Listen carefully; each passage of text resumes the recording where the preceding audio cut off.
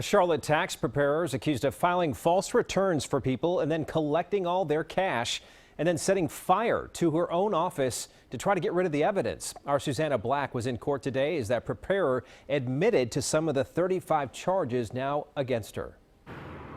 Rush Tax Service is gone. In fact, this sign is all that's left here on Beatties Ford Road. Federal prosecutors say its owners scammed hundreds of her clients and even went so far as to set this building on fire to destroy the evidence.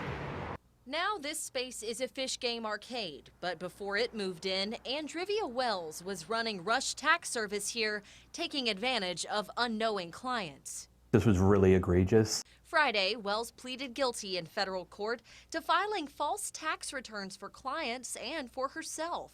Prosecutors say she tweaked clients' income and information to maximize the amount of their refund. But before they ever saw a dime, she'd take around $500 off the top, also without them knowing. But she's felt that she's accepting accountability for the things that she's accountable for, but no more than that. Her attorney says she will never accept responsibility for one charge against her, setting fire to her office once investigators closed in, destroying client files and computer hardware.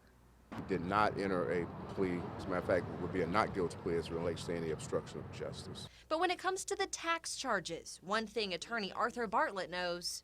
We see these sorts of games all the time on tax returns. He and the Charlotte Center for Legal Advocacy are working to help 4 of Wells's victims. He says if you plan to pay someone to do your filings this season, pay attention so you don't fall victim too.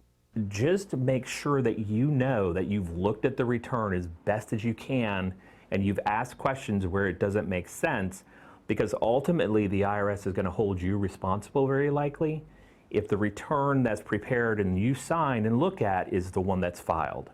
Wells remains in jail tonight and will stay there until her sentencing, which could be months from now. Back to you. If you want to safeguard your filings, the IRS has a program called the Volunteer Income Tax Assistance Program, which means they'll do your taxes for free if you made less than $56,000 last year. We have all this story information inside the WSOC app.